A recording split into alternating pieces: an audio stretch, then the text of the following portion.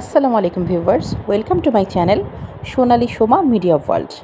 আপনাদের সাথে আজকে শেয়ার করতে চলে এলাম খুব মজার একটি রান্না, গরুর মাথা ও জিহবার মাংস রান্না।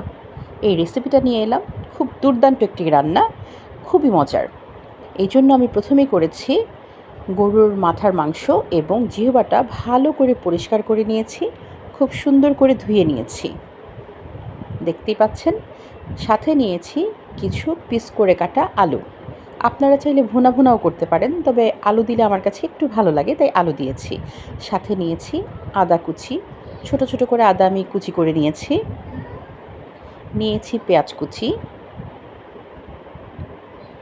নিয়েছি ৮-১০টি কাঁচামরিচ ফালি করে কাটা। এখন আমি একটি কড়াই বা প্যান চুলাতে দিয়ে দিলাম। চুলার ফ্লেমটা আমি দিয়ে দিলাম। এখন আমি দিয়ে দিচ্ছি, প্যানটা গরম হওয়ার সাথে সাথে দিয়ে দিচ্ছি খানিকটা তেল।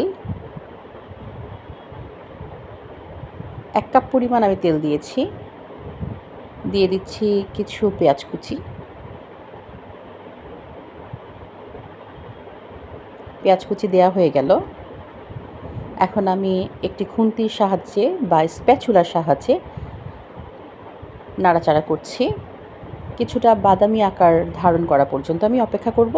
সাথে দিয়ে দিচ্ছি ফালি করে রাখা কাঁচামরিচ। এখন পেঁয়াজটাকে একটু বাদামি করে, হালকা বাদামি করে ভেজে নিচ্ছি।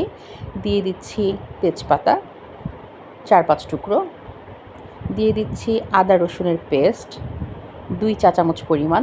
আমি আদা এবং রসুনের পেস্টটা একসাথেই করে থাকি। দিয়ে দিচ্ছি কুচি করে কাটা সেই আদা কুচি। এখন দিয়ে দিচ্ছি জিরা গুঁড়ো ১.৫ চা চামচ পরিমাণ জিরা গুঁড়ো আমি দিয়ে দিচ্ছি। খুন্তির সাহায্যে নেড়েচেড়ে নিলাম। এখন দিয়ে দিচ্ছি ধনিয়া গুঁড়ো। ধনিয়া গুঁড়ো দিয়ে দিলাম ১ চা চামচ পরিমাণ। এখন আমি বাটিতে করে একটু পানি দিয়ে দিচ্ছি মশলাটাকে ভালো করে কষানোর জন্য। কিছুটা কষিয়ে নিচ্ছি। সাথে দিয়ে দিচ্ছি, এটা হচ্ছে স্পেশাল বাবুর্চির মশলা। বাবুর্চির এই মশলাটা ইউজ করে। এটার মধ্যে অনেক কিছু উপাদান আছে এবং খুবই মজা এবং খুব একটা সেন্ট। আপনারা দিলে বুঝতে পারবেন। দিয়ে দিচ্ছি হলুদের গুঁড়ো। এই মশলাটা দেওয়ার জন্য অনেকটা খাবারের মান এবং স্বাদ বহুগুণে বেড়ে যায়। দিয়ে দিচ্ছি হলুদের গুঁড়ো। হলুদের গুঁড়ো দিয়ে দিলাম ১.৫ চা চামচ পরিমাণ। দিয়ে দিচ্ছি মরিচের গুঁড়ো। মরিচের গুঁড়ো দিয়ে দিচ্ছি ১.৫ চা চামচ পরিমাণ। এখন ভালোভাবে কষিয়ে নিয়েছি। এখন আমি দিয়ে দিচ্ছি মাথা ও জিহবার মাংস। এখন এই মাংসটাকে আমি খুব ভালো করে কষিয়ে নেব। মাংসটা দেয়া হয়ে গেল। এখন খুন্তি বা স্প্যাচুলার সাহায্যে আমি নেড়ে নিচ্ছি, খুব ভালোভাবে নেড়ে নিচ্ছি, মিশিয়ে নিচ্ছি। কিছুক্ষণ আমি এটাকে জাল করে নিয়েছি। এখন দিয়ে দিচ্ছি লবণ দিয়ে দিচ্ছি ১.৫ চা চামচ পরিমাণ। দিয়ে দিচ্ছি খানিকটা টেস্টিং সল্ট ১/২ চা চামচ পরিমাণ। আপনারা ইচ্ছা করলে স্কিপ করতে পারেন। আমার কাছে মনে হয় কিছু কিছু খাবারে টেস্টিং সল্টটা দিলে খাবারের স্বাদটা একটু বেড়ে যায়, যদিও এটা স্বাস্থ্যের জন্য ক্ষতিকারক। যদি আপনারা মনে করেন তাহলে স্কিপ করতে পারেন, তবে আমি মাঝে মধ্যে দিয়ে থাকি। মাংস বা টেস্ট যে খাবারগুলো, সেগুলোতে দিলে আমার কাছে মনে হয় একটু টেস্টটা ভালো লাগে এই জন্য। এখন ঢাকনা দিয়ে ঢেকে দিচ্ছি। কিছুটা সময় আমি কষিয়ে নেব। মাংসটা কিছুটা সেদ্ধ হয়ে গেছে। এখন আবার নেড়েচেড়ে দিচ্ছি,